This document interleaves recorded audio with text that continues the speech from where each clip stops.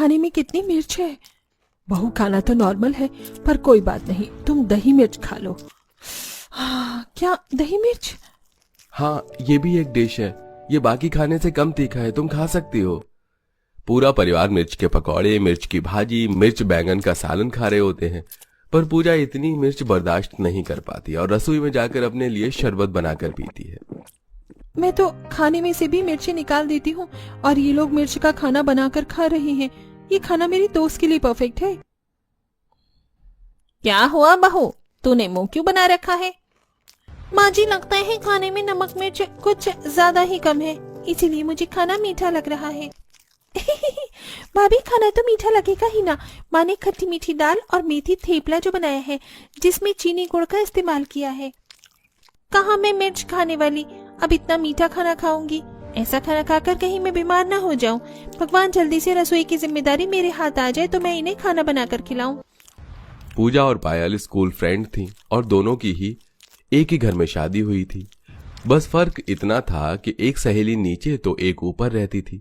दोनों की शादी आशा शांति नाम की देवरानी जिठानी के घर में हुई थी, जिनका एक ही घर में बंटवारा हो चुका था। इसलिए मीठा खाने वाली आशा ऊपर रहती और तीखा खाने वाली शांति अपने परिवार के साथ नीचे।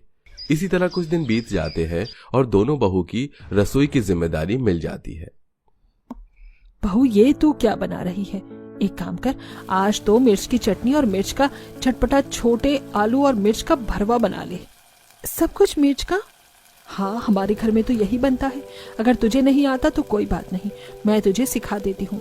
मैं मराठी मुलगी हूँ, बचपन से मिर्च खाई है और अब मेरे परिवार की भी तीखा खाने की आदत पड़ गई है। चल, मैं तुझे सिखाती हूँ।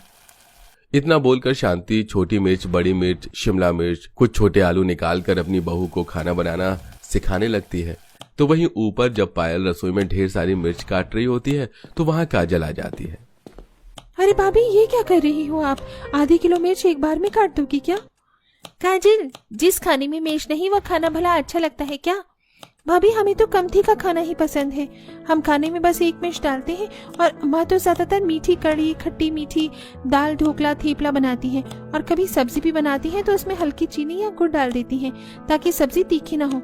हम गुजराती हैं तो हमसे इतना तीखा नहीं खाया जाता। क्या? हाँ भाभी, और आपको भी ऐसे ही खाना बनाना होगा क्योंकि हम मीठा खाना ही खाते हैं। पायल चाहकर भी अपनी पसंद का खाना नहीं बना पाती, तो वहीं मिर्च से बना खाना देख पूजा को मिर्च लगने लगती है। मुझे तो ये खाना देखकर ही मिर्ची लग रही है। माँ जी, क्या मैं अपने लिए सादे पराठे बना लूं? बहू थोड़ा थोड़ा खाएगी तभी तो आदत डलेगी। न चाहते हुए भी पायल और पूजा को अपने ससुराल वालों की पसंद का खाना खाना पड़ता है, जिससे दोनों दोस्त परेशान हो जाती हैं और एक दूसरे को कमरे में जाकर एसी चलाकर फोन करती हैं। अब समझ में आ रहा है मुझे, इन दोनों देवरानी जिठानी के बीच बंटवारा कैसे हुआ। एक मीठा खाने की शौकीन है तो दूसरी मिर्च खाने की। बनती ही नहीं होगी, तभी तो ऊपर नीचे बंटवारा कर लिया। पर अब हम क्या करें? आज हम दोनों भूखे हैं। एक काम कर, तू मेरे घर का मीठा खाना खा ले और मैं तेरे घर का तीखा बना हुआ खाना खा लूंगी। अब चल, 10 मिनट में मुझे छत पर मिल।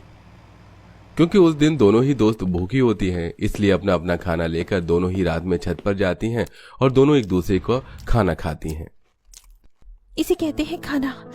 मेरे घर में तो इतना मीठा खाना खाते हैं कि मुझे डर लगता है कि कहीं मुझे डायबिटीज ना हो जाए, और ये लोग इतना तीखा खाना खाते हैं कि मुझे डर लगता है मुझे पाइल्स ना हो जाए। क्यों ना हम दोनों दोस्त अपने घर में से खाना बनाएं और इसी तरह अपने घर वालों से छुपकर अपना अपना खाना एक्सचेंज करें। पायल को पूजा का आइडिया पसंद आता है। इसी तरह कुछ दिन बीत जाते हैं और दोनों दोस्त अक्सर एक दूसरे को फोन करके खाना लेकर ऊपर छत पर मिलते हैं। ऐसे ही एक दिन दोनों बहुएं अपनी सास के साथ बाजार जाने के लिए तैयार हो रही होती है।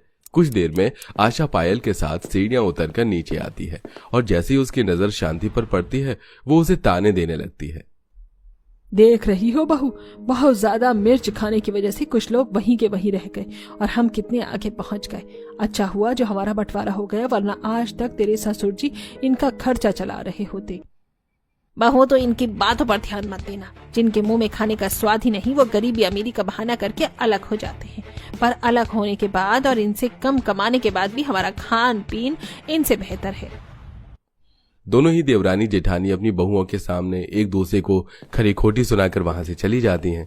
इसी तरह कुछ दिन बीत जाते हैं और मौका देखकर पायल अपने घर का बना भिंडी मसाला, दही तड़का, मीठे चावल लेकर आती है और दोनों ही बहू पायल के कमरे में छुपकर एक दूसरे का खाना बदल कर खाती हैं।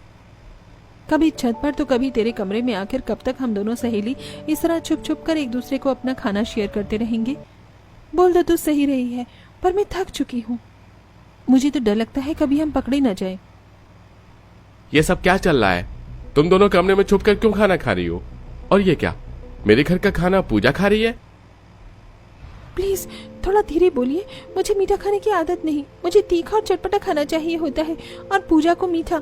हम दोनों की पसंद बिल्कुल अलग है, जैसे हम दोनों की सास की पसंद अलग है। हम नहीं जानती कि किस वजह से उनका बंटवारा हुआ, पर हम दोनों दोस्त बंटवारा नहीं चाहती। हमेशा एक साथ रहना चाहते हैं, पर माँ जी को पता चल गया तो वो हमें भी अलग कर देंगे। मैं समझ सकता हूँ पायल, मिर्च खाने वाला इंसान एकदम से मीठी चीज नहीं खा सकता। तुम फिक्र मत करो, मैं तुम्हारे साथ हूँ। पर दिवाकर को तो सच बताना पड़ेगा, वरना पूजा के लिए मुसीबत हो सकती है। सूरज दोनों दोस्त का पूरा साथ देता है और जब दिवाकर को इस बारे में पता चलता है तो दिवाकर खुद रात को पूजा के साथ सीढ़ियां चढ़ते हुए हाथों में खाना लेकर छत पर जाता है, जहां पहले से ही सूरज और पायल उनका इंतजार कर रहे थे। बड़ी मुश्किल से आए हैं माँ की नजरों से छुपते हुए। वैसे आज मेरा मीठा खाना खाने का मन है। मैं भी एक बार मीठी दाल खाकर देखूं कैसी होती है। एक बार खाओगे तो खाते रह जाओगे। इससे पहले कोई छत पर आ जाए, जल्दी से खाना खत्म करके नीचे चलते हैं। इस तरह छत पर चारों बैठकर खाना खाते हैं और कुछ ही देर में इधर उधर देखकर छुपते छुपाते सीढ़ियां उतरकर पूजा और दिवाकर अपने घर जाते हैं। तो वहीं एक मंजिल सीढ़ी उतरकर पायल भी सूरज के साथ अपने घर जाती है, पर यह सब कुछ काजल देख लेती है और अपनी माँ को बताती है। माँ, दाल में कुछ काला है। मैं कुछ दिनों से देख रही हूँ भाभी हमारे साथ खाना ही नहीं खाती। कभी वो कमरे में खाती है तो कभी बालकनी पर, और आज तो खुद मैंने अपनी आंखों से देखा भैया भाभी को पूजा भाभी और दिवाकर भैया के साथ छत पर, वो हाथों में झूठे बर्तन लेकर नीचे आते हुए।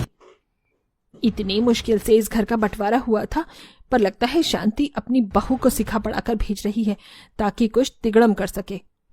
काजल की बातें सुन आशा को अपनी देवरानी पर शक होता है और वो मौका देख अकेले में सीढ़ियां उतरकर शांति से बात करके उसके घर आती है। देख, तेरा भी परिवार है और मेरा भी परिवार है। हम दोनों का रहन सहन खान पीन बहुत अलग था, इसीलिए नीचे फ्लोर तेरा है, ऊपर का फ्लोर मेरा। बंटवारा करने के भी कई कारण थे, पर तू अपनी बहू को गलत पट्टी मत पड़ा और उसको बोल मेरी बहू से दूर रहे। क्या बात कर रही हो? मेरी बहू तुम्हारी बहू से मिलती भी नहीं है, और मैं क्यों किसी को भला क्या पट्टी पड़ाऊंगी? वो दोनों दोस्त हैं, अगर एक बार मिल भी लेंगी तो क्या हुआ? तुझे सच में नहीं पता तेरी बहू रोज मेरी बहू से मिलने आती है, वो भी खाना लेकर? क्या खाना लेकर? अब समझ में आया मेरी बहू हम लोगों के साथ खाना क्यों नहीं खाती। आपस में बात करने पर दोनों सास को अपनी बहुओं पर शक हो जाता है और वो दोनों अपनी अपनी बहुओं पर नजर रखती हैं। ऐसी एक रात जब दोनों बहू छत पर एक दूसरे को खाना खा रही होती हैं तो उनकी सास भी सीढ़ियां चढ़ती हुई ऊपर जाती है और उन्हें रंगे हाथ पकड़ लेती है। तो आज तुम दोनों को हमने रंगे हाथों पकड़ ही लिया, तो ये वजह है जो तुम हमारे साथ खाना नहीं खाती।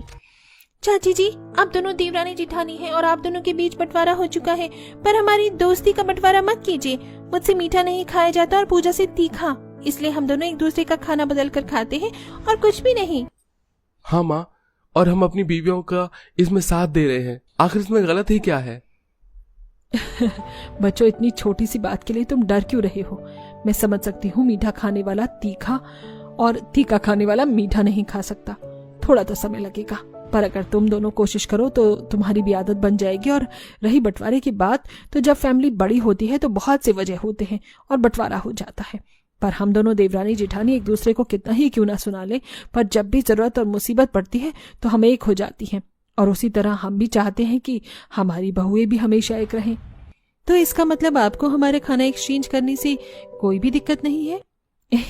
नहीं, और मैं तो कहती हूँ चलो आज हम सब एक साथ खाना खाते हैं। उस दिन न सिर्फ दोनों दोस्त की चोरी पकड़ी जाती है, बल्कि दोनों परिवार एक साथ बैठकर खाना खाते हैं और एक दूसरे के खाने की तारीफ भी करते हैं। चिलचिलाती कड़ी धूप में पांचों बहू खेत में गन्ने की कटाई कर रही होती हैं। बाप रे बाप, आज तो बड़ी जोर की गर्मी बरस रही है। खेत की जमीन भी अंगारों की तरह सुलग रही है। अरे गर्मी के चलते मेरी भी हालत खराब हो रही है। वैसे भी तो दोपहरी हो गई है, घर चलकर रोटी पानी खा आते हैं। थोड़ी देर शरीर को भी आराम मिल जाएगा। रामू के साथ लखन, विनोद, सोहन, मोहन पूछने के लिए खेत के मालिक माखन चंद के पास आते हैं, जो कि छतरी में बैठकर बड़े चाव से ठंडी रसमलाई खा रहा था। हाय हाय, क्या स्वादिष्ट रबड़ी वाली ठंडी ठंडी रसमलाई है। आहा, खाकर मजा ही आ गया। अरे ओ नमक हरामो, तुम सब खेत काटना छोड़कर यहाँ पर क्या कर रहे हो? सेठ, दोपहर हो गई, हम घर से 2 रोटी खाकर आते हैं, आकर बाकी के गन्ने काट देंगे, थोड़ा मौसम में भी ठंडक आ जाएगी। हाँ ठीक है, चलो फूटो यहाँ से। पांचों का पेट पहाड़ है, ठूसने की पहली पड़ी होती है, मगर दिहाड़ी पूरी चाहिए, काम के न काज के, दुश्मन अनाज के। खेत का मालिक माखन लाल स्वभाव का बड़ा कंजूस मक्खी चूस था।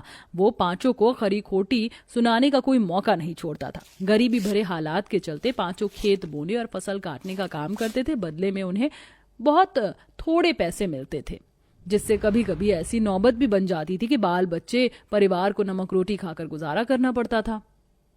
मुझको नहीं खाना है थोड़ा सा 4 रोटी, खुद ही खा लो आप। चिढ़कर निखिल प्लेट खिसका देता है। तभी रजनी गुस्से में, निखिल चुपचाप से रोटी खा ले, मुझे खुंदक मत चढ़ा, नहीं तो चांटा लगेगा।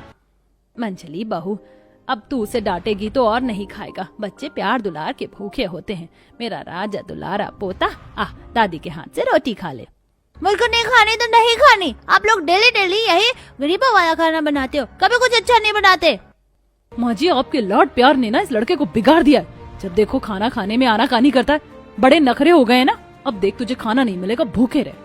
मुंह फुलाकर निखिल दरवाजे पर जाकर बैठ जाता है। तभी पसीने से तर पांचों घर आते हैं तो देखकर रोने लगता है। अले ले, क्या हुआ मेरे प्यारे भतीजे को, क्यों रो रहा है? किसी ने मारा है क्या रजनी से? नहीं जी, बड़ा नखरीला हो गया लड़का, स्कूल से आकर खाना नहीं खाता है। तभी गले में ठेले वाला गन्ने का जूस बेचने आता है।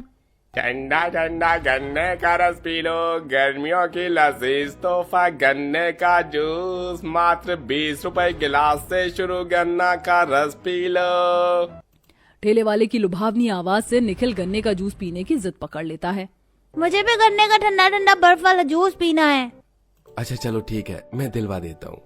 पापा, अगर निखिल गन्ने का रस पिएगा तो मैं भी पीऊंगा। लखन दोनों बच्चों को गन्ने का जूस खरीदवा कर घर में लाता। तभी पार्वती कहती है, ये जूस वाला तो बड़ा ठगेरू है, 20 रुपए में पिद्दे से ग्लास में जूस दे गया है।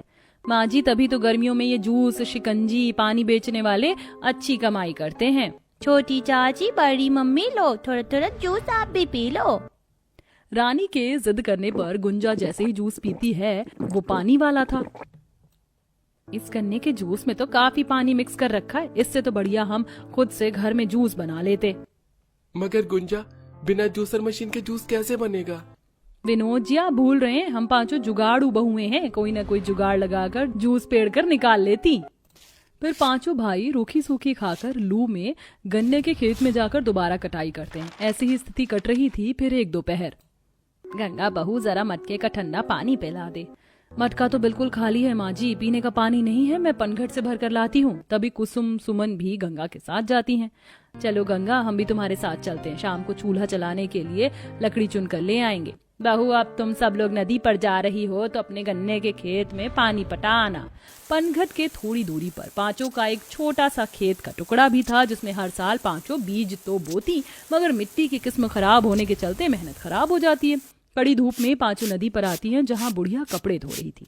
हाय राम, इतनी कड़क धूप में कपड़े धो करके कमर अकड़ गई। बेटी जरा कपड़े खंगलवा दोगी, कमर से झुका नहीं जा रहा। हाँ माँ, आप बैठकर तब तक हवा खा लीजिए।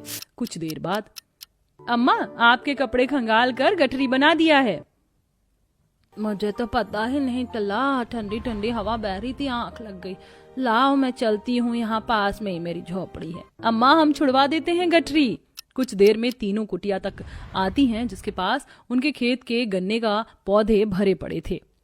इस साल भी हमारी सारी मेहनत खाक हो गई, सारे पौधे मर गए। सबसे खेतों में मोटे ताजे गठीले गन्ने उग रहे हैं। सोचा था इस साल गन्ने बेचकर हम अपना कच्चा घर पक्का करवा लेंगे। कुसुम, शायद हम पांचों के नसीब में दुख काटना ही लिखा है। बेटी, ऐसे हिम्मत नहीं हारते, देखना तुम्हारे खेत में खूब फसल लहलहाएगी। ये लो पानी पटा दो। तीनों कुटिया के पास वाले हैंडपंप से पानी ले जाकर खेत में डालकर घर की तरफ चल देती हैं। तभी आंधी तूफान उठता है जिससे उनका मिट्टी का मकान ढहकर मलबा हो जाता है। दादी दादी हमारा घर टूट गया, अब हम कहाँ रहेंगे? पार्वती छाती पीट कर हाय हाय करने लगती है। क्या ऊपर वाले, अरे पहले ही मेरे बाल बच्चे क्या कम दुख काट रहे थे, जो ये मड़ई भी छीन ली। अब कहाँ भटकेंगे हम इस भीषण गर्मी में? तपतपाती धूप देखकर गंगा रजनी जुगाड़ से तिरपाल बांधकर थोड़ी छांव कर देती है। सबकी रात बगैर खाए पिए कटती है। 2-3 दिन यूं ही गुजरने के बाद उनके पति खेत पर से दौड़े दौड़े आते हैं। तुम सब लोग हमारे साथ जल्दी से खेत पर चलो। मगर लखन बेटा हुआ क्या है? खेत पर आकर जुगाड़ू बहुएं देखती हैं कि हर एक क्यारी में रसीले गठीले गन्ने उगे हैं, जिससे उनका मन गदगद हो जाता है। ये तो चमत्कार हो गया, हमारे खेत में कितनी चमकदार रस भरे गन्ने उगे हैं और कितने सारे तादाद में। मुझे तो लालच आ रहा है, मैं चला गन्ने खाने। निखिल जैसे ही एक छोटा सा गन्ना तोड़ता है, वहाँ नया गन्ना पनप जाता है। हे भगवान, ये क्या चमत्कार है! पार्वती, ये जादुई गन्नों का खेत है, तुम्हारी 5 बहुओं की मेहनत का फल है। इन गन्नों से जो कुछ तुम चाहे बना सकती हो। पार्वती, ये जादुई गन्नों का खेत तुम्हारा 5 बहू के मेहनत का फल है। इन गन्नों से जो कुछ तुम चाहे बना सकती हो। यह सुनकर 5 जुगाड़ू बहुएं नदी और खेत के बीच वाली ठोस जमीन में घर की नींव खोद देती हैं। हमारे गन्ने का घर बनाने के लिए इतनी खुदाई काफी है, चलो अब गन्ने तोड़कर लेकर आते हैं। अब कुछ बहुएं खेत से गन्ने तो बाकी मिट्टी लाती हैं और गाढ़ा गाढ़ा लीप कर उन पर गन्ने के सरकंडे लगाती हैं। इसके बाद में छत और आंगन के चारों तरफ बारियां बनाती हैं। देखो, हमारा जुगाड़ू गन्ने का घर और आंगन कितना सुहावना लग रहा है, कितनी शुद्ध ताजी हवा लग रही है। माँ, काश के हमारे पास एक बढ़िया सा फ्रिज और बड़ा ढर्रेदार पंखा भी होता, तो हम गर्मी में ठंडा ठंडा कूल होकर बड़े मजे से सोते और आइसक्रीम जमा कर खाते। निखिल की फ्रिज और फर्राटेदार पंखे की फरमाइश सुनकर जुगाड़ू बहुओं का दिमाग चल पड़ता है। जब हमने गन्ने से गर्मी में जुगाड़ घर बना लिया, तो पंखा और फ्रिज बनाना तो हमारे बाएं हाथ का खेल है। चलो काम में लगते हैं। 5 खेत में से तीखी धूप में से गन्ने काट कर लाती हैं, बढ़िया सा जुगाड़ू फ्रिज बनाती हैं और खर्चा लगाकर उसके अंदर तार फिट करती हैं, जिससे वो चल पड़ता है। और इसी तरह वो गन्ने के घास पत्तों से बिस्तर और बाकी सामान भी बनाती हैं। साथ ही खाना बनाने के लिए गन्ने की जुगाड़ वाली रसोई बनाकर खुशी खुशी रहने लगती हैं। अब हम अपने इस गन्ने के जुगाड़ रसोई में बड़े आराम से खाना पीना कर सकते हैं, जिससे हमको गरम गरम नूनी खानी पड़ेगी। कुंजा की इस बात पर चारों मुस्कुरा देती हैं और 5 बहुएं मिलकर सबके लिए कुछ मीठे ठंडे पकवान बनाती हैं, जैसे कि आम पन्ना, खीर, शरबत, और खुशी खुशी होकर गन्ने घर, रसोई, फ्रिज में गुजर बसर करती हैं।